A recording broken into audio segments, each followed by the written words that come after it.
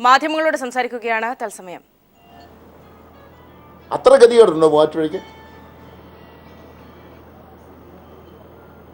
അപ്പോൾ അന്നത്തെ KPC പ്രസിഡന്റിൻ്റെ അജ്ഞാനുവർത്തിയായ ഒരു അനുഭാവിയെ ഇവിടെ വിജയിപ്പിക്കണം, ഉറപ്പുള്ളൊരു സീറ്റ് തേടി വന്നു. പാവപ്പെട്ട എന്നെ കണ്ടുള്ളൂ, എന്നെ അന്ന് ബലിയാടാക്കി മാറ്റി. ഇപ്പോൾ AICCക്ക് തോന്നി ഉറപ്പുള്ളൊരു സീറ്റ് വേണം, അവിടെയും കണ്ടെത്തിയത് പാവപ്പെട്ട ഈ ബലിയാടാകാൻ എന്നും വിധിക്കപ്പെട്ട എന്നെ തന്നെ. അതേ ഉള്ളൂ. അതൊരു നീതിയാണോ?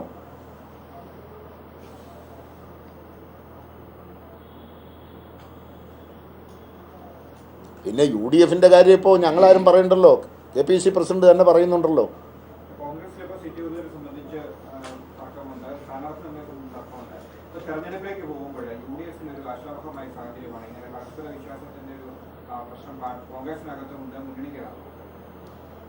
ഞാൻ ശ്രീ AK ആൻ്റണിയുടെ വാക്കുകൾ കടമെടുക്കട്ടെ.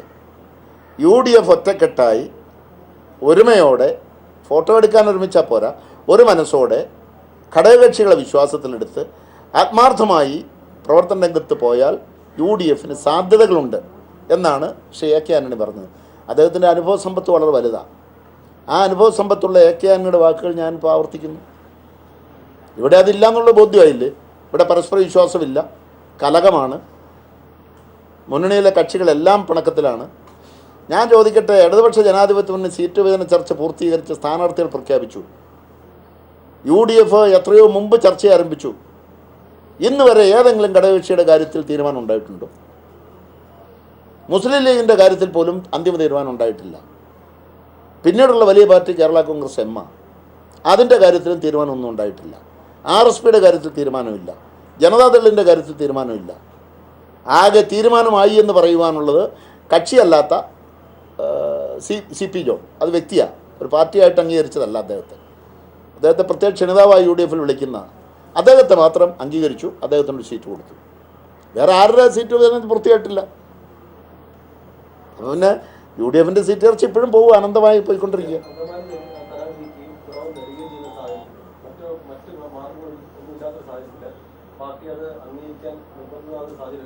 അല്ലെന്ന് ഈ പാർട്ടിയെ തകർക്കാൻ വേണ്ടിയുള്ള ഗൂഢാലോചനയാണ് ഇതിൻ്റെ പിന്നിൽ എന്നുള്ളതിന് സംശയമൊന്നും വേണ്ടല്ലോ.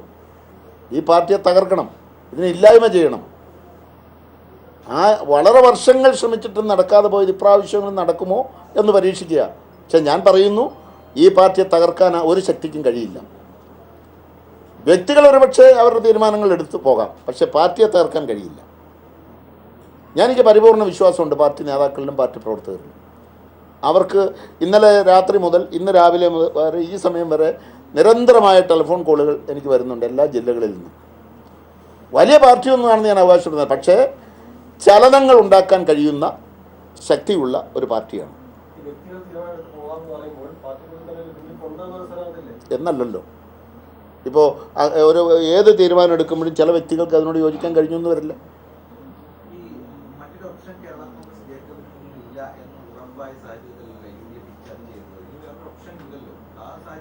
ഒരുപക്ഷെ അനന്തമായി സീറ്റ് ചർച്ച നീട്ടിക്കൊണ്ടുപോയതിൻ്റെ പിന്നിൽ അതായിരിക്കാം, ആ ഗൂഢാലോചനയായിരിക്കാം. ഞാൻ ചോദിക്കട്ടെ, സാധ്യതകൾ എന്താ ഇല്ലായ്മ? സാധ്യതകൾ ഇപ്പോൾ ഒരു തെരഞ്ഞെടുപ്പിൽ സ്ഥാനാർത്ഥിയായി മത്സരിക്കുക മാത്രമാണോ രാഷ്ട്രീയ പ്രവർത്തനത്തിൻ്റെ സാധ്യതകൾ? സ്ഥാനാർത്ഥിയായി മത്സരിക്കാതെ തന്നെ ശക്തമായ പോരാട്ടം, അഴിമതിക്കെതിരെ പോരാടാം, അനീതിക്കെതിരെ അടരാടാം, അധാർമികതയ്ക്കെതിരെ ശബ്ദമുയർത്താം. ഇതൊക്കെ ചെയ്യാമല്ലോ. ഞാനേതായാലും ഇവിടെ കൊള്ളക്കാരുണ്ടെന്നും തീവെട്ടിക്കൊള്ളയാണെന്നൊന്നും പറയാൻ തയ്യാറില്ല. അതൊക്കെ പറഞ്ഞിരിക്കുന്നത് KPCCയുടെ പ്രസിഡന്റാണ്.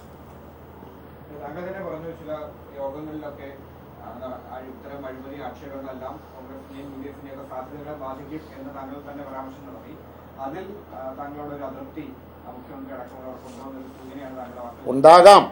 ഞാൻ പല യോഗങ്ങളിൽ, അത് ഇന്നർ സീക്രറ്റാണ്. ആ ഇന്നർ സീക്രറ്റ് പുറത്ത് പറയാൻ പാടില്ല. പക്ഷേ ഒട്ടേറെ സന്ദർഭങ്ങൾ ഞാൻ പറഞ്ഞിട്ടുണ്ട്. ഞാൻ മാത്രമല്ല, UDF യോഗങ്ങളിൽ പല ആളുകളും ഇത് നമുക്ക് പൊതുവെ ക്ഷീണം ഉണ്ടാക്കുന്നുണ്ട്. ആരോപണങ്ങളാണെങ്കിൽ പോലും ആ ആരോപണങ്ങൾ എത്രയും പെട്ടെന്ന് സംശയത്തിന് ഇട നൽകാതെ ദൂരീകരിക്കേണ്ടത് ആവശ്യമാണ് എന്ന് ഒന്നിലേറെ സന്ദർഭങ്ങളിൽ പറഞ്ഞിട്ടുണ്ട്. അതൊക്കെ ഒരുപക്ഷെ ആരുടെയെങ്കിലും മനസ്സ് മുറിപ്പെടുത്തിയിട്ടുണ്ടാകും. ഇപ്പം അങ്ങനെയാണ് ഞാൻ കരുതുന്നത്. ഏതായാലും ഞാൻ പ്രവർത്തിക്കുന്ന മേഖലകൾ, പ്രത്യേകിച്ച് മൂവാറ്റുപുഴയിലെ മുഴുവൻ ജനങ്ങളെയും എനിക്ക് പരിപൂർണ്ണ വിശ്വാസമാണ്. അങ്കമാലിയിലെ ആളുകളെ ഇപ്പോൾ ഇതെല്ലാം പറയുന്നുണ്ടല്ലോ, അങ്കമാലിയിൽ പാർട്ടിക്ക് വലിയ ശക്തിയില്ല എന്ന് ഞാൻ അംഗീകരിക്കുന്നു. പക്ഷേ അവരവിടെ ബോർഡ് എഴുതി വെച്ചതൊന്നുമല്ല യാഥാർത്ഥ്യം. അത് വേണമെങ്കിൽ തെളിയിച്ചും കൊടുക്കാം. പക്ഷെ വെല്ലുവിളിക്കേണ്ട സമയമല്ലല്ലോ ഇത്. ഏതായാലും ഈ മുന്നണിയിലുള്ള പല കക്ഷികളെക്കാൾ ജനപിന്തുണയുള്ളൊരു കക്ഷിയാണ് ഞങ്ങളുടെ.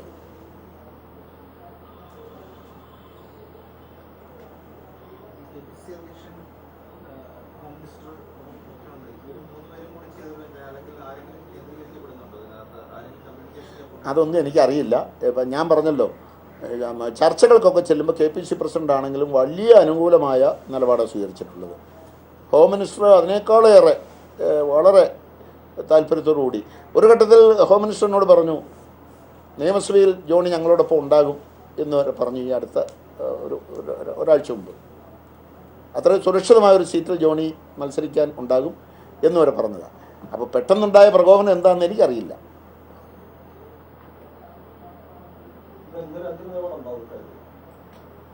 ഇന്ന് പാർട്ടി യോഗം കഴിയട്ടെ. പാർട്ടി യോഗം കഴിഞ്ഞ് തീരുമാനങ്ങൾ എടുക്കുക. ഇപ്പം ഞാനാ പറഞ്ഞല്ലോ, 23 കൊല്ലം പാർട്ടിയുടെ ചെയർമാനാണ്. പാർട്ടി എടുക്കുന്ന എല്ലാ തീരുമാനങ്ങളും നടപ്പിലാക്കുവാൻ നേതൃത്വം കൊടുത്തിട്ടുള്ളൊരു വ്യക്തിയാണ്.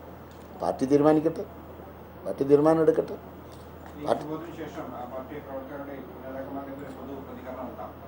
ഇവിടെ മൂവാറ്റുപുഴത്തെ നേതാക്കളൊക്കെ ഭാരവാഹികളേ ഉള്ളൂ, പ്രവർത്തകരില്ല. അവർ നിങ്ങൾക്ക് തന്നെ ചോദിക്കാമല്ലോ എന്താ അവരുടെയൊക്കെ അഭിപ്രായം. അത് കേരളം ഒട്ടുക്കഥ, കേരളം ഒട്ടുക്ക്.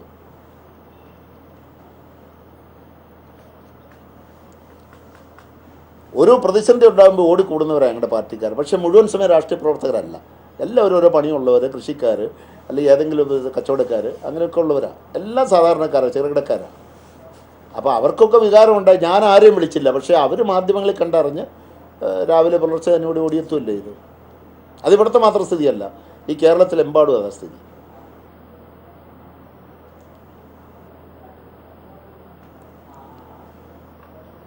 ഏതായാലും വരും ദിവസങ്ങളിൽ നമുക്ക് കാണാം. അല്ല, സാധ്യതകൾ തന്നെ. ഏതായാലും PP തങ്കച്ചനോട് ഞാൻ അവസാനമായി ചോദിച്ചു, ഇനി ഏതെങ്കിലും സാധ്യതകളുണ്ടോ എന്ന് ചോദിച്ചു. അപ്പോൾ ഒന്നുമില്ല എന്നാണ് അദ്ദേഹം പറഞ്ഞത്.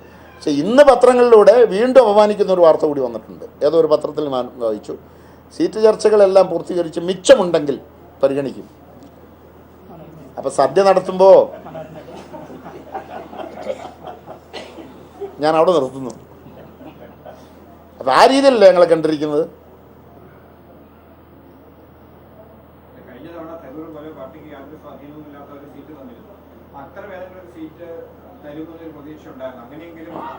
അല്ല, അത് ചോദ്യം നന്നായി. ഇനി ഏതെങ്കിലും കാരണവശാൽ അങ്കമാലിക്ക് ബുദ്ധിമുട്ട് വന്നാൽ ജയസാധ്യതയുള്ള മറ്റേതെങ്കിലും സീറ്റ് എനിക്ക് മത്സരിക്കാൻ, പാർട്ടിക്കെന്നുള്ളതിലുപരി പാർട്ടി ചെയർമാൻ എനിക്ക് വിജയസാധ്യതയുള്ളൊരു സീറ്റ് നൽകും എന്ന് കോൺഗ്രസ് നേതാക്കളുടെ ഇടയിൽ വലിയ ഒരു പ്രചരണം ഉണ്ടായിരുന്നു. ഇവിടെ ഞങ്ങളുടെ MLA ജോസഫ് വാഴയ്ക്കനും ഇവിടെ പരസ്യമായി അവരുടെ യോഗത്തിൽ പറഞ്ഞു, ജോണി ചേട്ടന് സീറ്റുണ്ടാകും എന്ന് പറഞ്ഞു. അത് ഞങ്ങളുടെ ജില്ലാ പ്രസിഡന്റും ഒക്കെ പറഞ്ഞിട്ടുണ്ട്, പല സന്ദർഭങ്ങളിലും പറഞ്ഞിട്ടുണ്ട്. അപ്പോൾ ഏത് കോൺഗ്രസ് നേതാവും ഇന്നലെ ഏഷ്യാനെറ്റിൻ്റെ ഒരു പരിപാടിയിൽ പങ്കെടുക്കുമ്പോൾ പന്തളം സുധാകരൻ ഇതേ വാക്ക് തന്നെ പറയുന്നത് ഞാൻ കേട്ടു.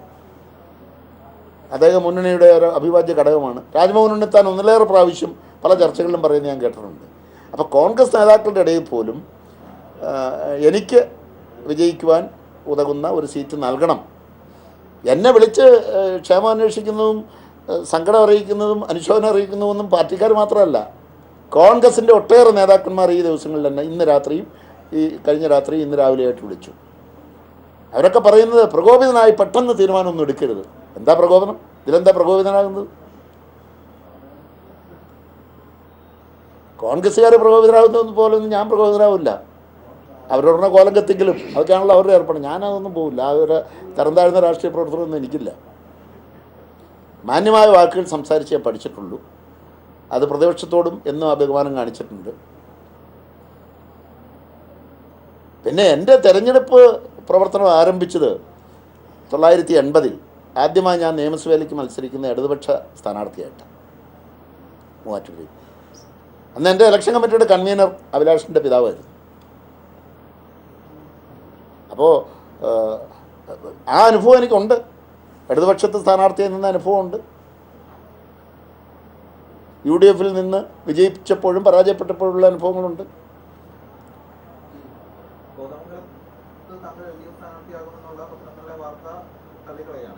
എനിക്കതല്ലോ, എനിക്ക് അത് സംബന്ധിച്ച് ഒരു വിവരവുമില്ല. എന്നോട് ആരും പറഞ്ഞിട്ടില്ല. ഞാൻ അതിനുവേണ്ടി ഒരു നീക്കം നടത്തിയിട്ടില്ല. പിന്നെ രാഷ്ട്രീയമല്ലേ, രാഷ്ട്രീയത്തിൽ ഒന്നും അന്തിമമല്ലല്ലോ. ഒരു വാക്കുകളും തള്ളിക്കളയാവുന്നതല്ല. ഒന്നും അന്തിമമല്ല. ഏതായാലും ആരോടും തൊട്ടുകൂടായ്മയില്ല.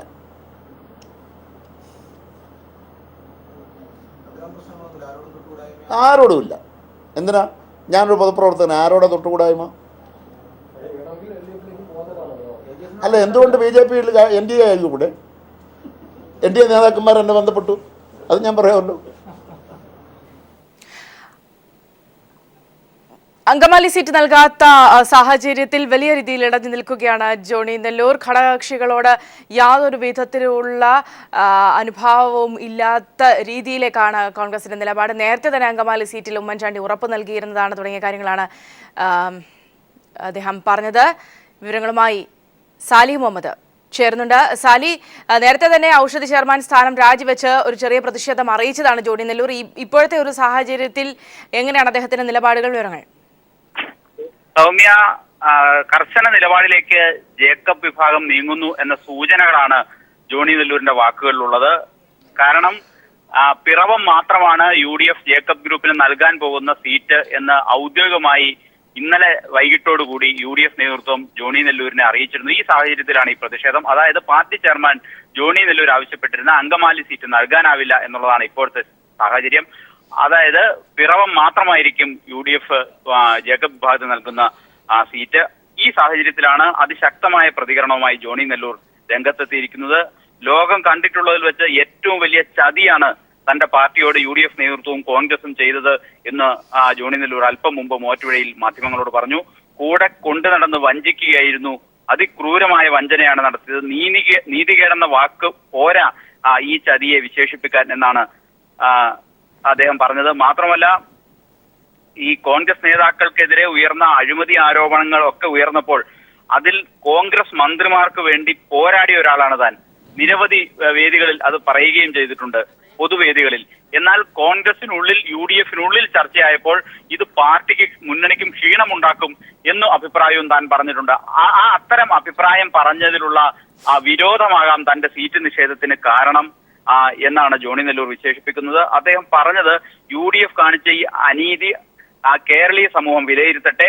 അപമാനിച്ച് പാർട്ടിയെ തകർക്കാമെന്നാണ് കരുതിയിട്ടുണ്ടെങ്കിൽ അത് തകരുന്ന പാർട്ടിയല്ല തന്റേത്. ഏതായാലും കർശന നിലപാടിലേക്ക് പോവുകയാണ്. പാർട്ടിയുടെ മന്ത്രി അനൂപ് ജേക്കബ് തന്നെ ഇന്നലെ വൈകി വന്ന് കണ്ടിരുന്നു. ഒപ്പമുണ്ടാകുമെന്നാണ് അനൂപ് ജേക്കബ് അറിയിച്ചത്. ഏതായാലും പാർട്ടിയുടെ ഔദ്യോഗിക നിലപാട് തീരുമാനിക്കാൻ വേണ്ടി ഇന്ന് വൈകിട്ട് മൂവാറ്റുപുഴയിൽ നേതൃയോഗം ചേരും എന്നും ജോണി നെല്ലൂർ അറിയിച്ചിട്ടുണ്ട്. കോൺഗ്രസിന്റെ സ്ഥാനാർത്ഥി തർക്കം എങ്ങുമാകാതെ തുടരുകയാണ്. ഇന്ന് തെരഞ്ഞെടുപ്പ് സമിതി യോഗം ചേരുന്നുണ്ട്. ദില്ലിയിൽ നിന്നുള്ള വിവരങ്ങളുമായി സന്തോഷ് സാർലിംഗ് ചേരുന്നുണ്ട്.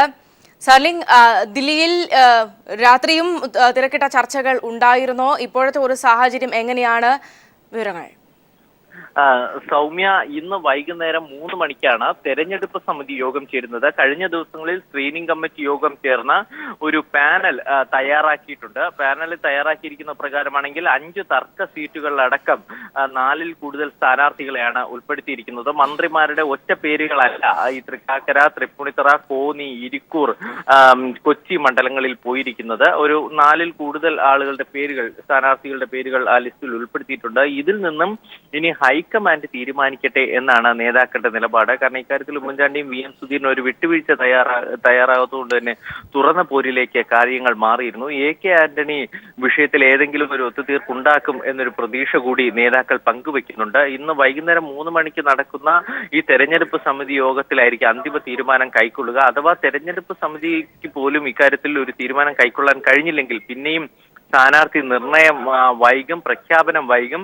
ഹൈക്കമാൻഡ് തന്നെ വിഷയത്തിൽ നേരിട്ട് ഇടപെടും എന്നാണ് അറിയാൻ കഴിയുന്നത്. ഇതിനിടയിൽ ഇപ്പോൾ സ്ക്രീനിംഗ് കമ്മിറ്റി യോഗത്തിൽ ഒരു ചെറിയ തർക്കമുണ്ടായത്. ഘടകകക്ഷികളുടെ സീറ്റ് വിഭജനം പൂർത്തിയായിട്ടുണ്ട്. അതുകൊണ്ട് തന്നെ പല മണ്ഡലങ്ങളിലും കോൺഗ്രസിന്റെ ലിസ്റ്റ് വയ്ക്കാൻ കഴിഞ്ഞിട്ടില്ല. അതിനാൽ ഘടകകക്ഷികളുമായുള്ള ചർച്ച ഇപ്പോൾ കേരള നേതാക്കൾ, പ്രത്യേകിച്ച് VM സുധീരനും ഉമ്മൻചാണ്ടി ഫോൺ വഴി സംസാരിക്കുന്നുണ്ട്. ഇവരുമായി ഏതൊക്കെ മണ്ഡലങ്ങൾ നൽകാം എന്ന കാരണത്തിൽ ഒരു ധാരണയിൽ എത്തിക്കഴിഞ്ഞാൽ പിന്നെ അതുകൂടി ഈ ലിസ്റ്റിൽ ഉൾപ്പെടുത്തും. ഇല്ല എങ്കിൽ രണ്ട് ഘട്ടമായിട്ടായിരിക്കും സ്ഥാനാർത്ഥി ലിസ്റ്റ് പുറത്തിറക്കുക. ഇപ്പോൾ ഇന്നലെ രാത്രി ഘടകകക്ഷികളുമായി ഫോൺ വഴി സംസാരിച്ച പ്രകാരം തീരുമാനിച്ചതാണെങ്കിൽ RSPക്ക് ആറ്റിങ്ങൽ, അരൂർ മണ്ഡലങ്ങൾ നൽകാൻ ഏകദേശ ധാരണയുണ്ട്. ലീഗിന് നേരത്തെ തീരുമാനിച്ച പ്രകാരം ചടയമംഗലം തന്നെ നൽകും എന്നാണ് അറിയാൻ കഴിയുന്നത്. മറ്റ് ഘടകകക്ഷികളുടെ കാര്യത്തിൽ ഇപ്പോഴും ഒരു അവ്യക്തത നിലനിൽക്കുന്നു. സന്തോഷ് സാലിങ്ങാണ് ദില്ലിയിൽ നിന്നും വിവരങ്ങൾ നൽകിയത്. മറ്റു വാർത്തകളിലേക്ക്. പ്രതിസന്ധികളോട് പൊരുതിക്കയറിയ ജീവിതമാണ് എറണാകുളം ജില്ലയിലെ കുന്നത്തുനാട് മണ്ഡലത്തിലെ LDF സ്ഥാനാർത്ഥി ഷിജി ശിവജിയുടേത്. ജീവിതത്തിലെ ഇല്ലായ്മകളെയും നിശ്ചയദാർഢ്യം കൊണ്ട് നേരിട്ട ഷിജി അഭിഭാഷകയും ബ്ലോക്ക് പഞ്ചായത്ത് അംഗവുമാണ്. റോഡ് അവസാനിക്കുന്നിടത്തു നിന്ന് തുടങ്ങുന്ന ഈ നേർത്ത ചെമ്മൺ പാതയ്ക്കൊടുവിലെ ഇനിയും പണിതീരാത്ത ഈ ചെറിയ വീട്ടിലെ വീട്ടുകാരിയാണ് ഇക്കുറി കുന്നത്തുനാട്ടിൽ ഇടതുപക്ഷത്തിനായി അംഗത്തിനിറങ്ങുന്നത്. പട്ടിണിയും പ്രാരാബ്ദങ്ങളും അടുത്ത കൂട്ടുകാരായിരുന്ന വിദ്യാർത്ഥി കാലഘട്ടത്തിൽ കർഷക തൊഴിലാളികളായിരുന്ന തങ്കപ്പൻ്റെയും തങ്കമ്മയുടെയും മകൾക്ക് ചെരുപ്പ് പോലും ആഡംബര സ്വപ്നങ്ങളായിരുന്നു. എങ്കിലും കരുണയുടെ ചില തുരുത്തുകൾ പിന്നെയും അവശേഷിച്ചിരുന്നു. അവരുടെ സഹായ സഹകരണങ്ങളോടെ നിയമപഠനം വരെ പൂർത്തിയാക്കി. ഈ ദുരിതങ്ങൾക്കെല്ലാം ഇടയിലും സാമൂഹ്യ രാഷ്ട്രീയ രംഗത്തും സജീവമായി. DYFI, all India lawyers union, Mahila association എന്നിവയുടെ സജീവ പ്രവർത്തക. ഡ്രൈവറായ ശിവജിയാണ് ഷിജിയുടെ ഭർത്താവ്. 4ാം ക്ലാസ് വിദ്യാർത്ഥി ഹിതേഷ്, 2 വയസ്സുകാരൻ ഭരത് എന്നിവർ മക്കളാണ്. മികച്ച ഭൂരിപക്ഷത്തോടെയാണ് ബ്ലോക്ക് പഞ്ചായത്തിൽ ഷിജി ഇക്കുറി വിജയം നേടിയത്. കുന്നത്തുനാട് മണ്ഡലം പിടിച്ചെടുക്കുക എന്ന ഉത്തരവാദിത്തമാണ് CPIM-ഉം LDF-ഉം ഇപ്പോൾ ഷിജിയെ ഏൽപ്പിച്ചിരിക്കുന്നത്. പാർട്ടി എന്നെ പരിഗണിച്ചത് തന്നെ വലിയൊരു കാര്യമായിട്ടും അതിനകത്ത് സന്തോഷമുണ്ട്, അല്ലെങ്കിൽ അഭിമാനമുണ്ട്. അപ്പം അത്രയും താഴ്ന്നൊരവസ്ഥയിൽ നിന്ന് എന്നെ ഇത്രയും വലിയൊരു ഉത്തരവാദിത്തം പാർട്ടി ഏൽപ്പിച്ചതിൽ തികച്ചും സാധാരണക്കാരിൽ നിന്നും ഒരാളെയാണ് LDF സ്ഥാനാർത്ഥിയായി തിരഞ്ഞെടുത്തത്. ഈ തീരുമാനം സാധാരണ കർഷക തൊഴിലാളികൾ നിറഞ്ഞ മണ്ഡലത്തെ ആവേശത്തിലാക്കിയിട്ടുണ്ട്. ഇത് തെരഞ്ഞെടുപ്പ് ഫലത്തിലും പ്രതിഫലിക്കും എന്ന വിശ്വാസത്തിൽ തന്നെയാണ് ഇടതുപക്ഷ ക്യാമ്പുകൾ. News bureau, Kochi. വട്ടിയൂർക്കാവ് മണ്ഡലത്തിലെ ഇടതുമുന്നണി സ്ഥാനാർത്ഥി ഡോക്ടർ TN സീമ പ്രചാരണ രംഗത്ത് സജീവമായി. മണ്ഡലത്തെമ്പാടും പടർന്നു കിടക്കുന്ന വിപുലമായ സുഹൃത്ത് ബന്ധങ്ങളാണ് സീമയ്ക്ക് ആത്മവിശ്വാസം നൽകുന്നത്. പുരോഗമന കലാസാഹിത്യ സംഘത്തിന്റെ നേതൃത്വത്തിൽ നടന്ന കടമനിട്ട അനുസ്മരണം സീമ ചൊല്ലി ഉദ്ഘാടനം ചെയ്തത് വ്യത്യസ്തമായ അനുഭവമായി. സ്ഥലം തിരുവനന്തപുരം നഗരഹൃദയത്തിലെ പാളയം മാർക്കറ്റ്. മൈക്കിലൂടെ കടമനിട്ടയുടെ കവിത ഒഴുകി വരുന്നു. വട്ടിയൂർക്കാവ് മണ്ഡലത്തിലെ ഇടതുമുന്നണി സ്ഥാനാർത്ഥിയും കവിയുമായ ഡോക്ടർ TN സീമയാണ് കവിത ചൊല്ലുന്നതെന്നറിഞ്ഞപ്പോൾ സാധനങ്ങൾ വാങ്ങാനെത്തിയവർക്ക് കൗതുകമായി. കടമനിട്ടയുടെ ഞാൻ ഇവിടെയാണെന്ന കവിത സീമ ചൊല്ലിയപ്പോൾ സദസ്സ് അത് ഏറ്റുചൊല്ലി. ഈ തെരുവീഥിയിൽ എല്ലാ കടയിലും എല്ലാ വിളക്കും അണയുവാൻ കാത്തുകൊണ്ട് ഏതെങ്കിലും കടത്തിണ്ണയിൽ തൻ തൊലി മാത്രം ഉരിഞ്ഞു പുതച്ചൊന്നുറങ്ങുവാൻ ദുസ്വപ്നമെങ്കിലും കണ്ടൊന്നു ഞെട്ടുവാൻ ഞെട്ടിയുണരുമ്പോഴേക്കും പുതിയൊരു വെട്ടം വിടരുമെന്നാശിച്ചു നിൽപ്പു ഞാൻ. കവിത ചൊല്ലി ഇറങ്ങിക്കഴിഞ്ഞപ്പോൾ പാട്ടും പാടി ജയിക്കുമെന്ന് വോട്ടർമാരിൽ ആരോ ഒരാൾ ഉറപ്പു നൽകി.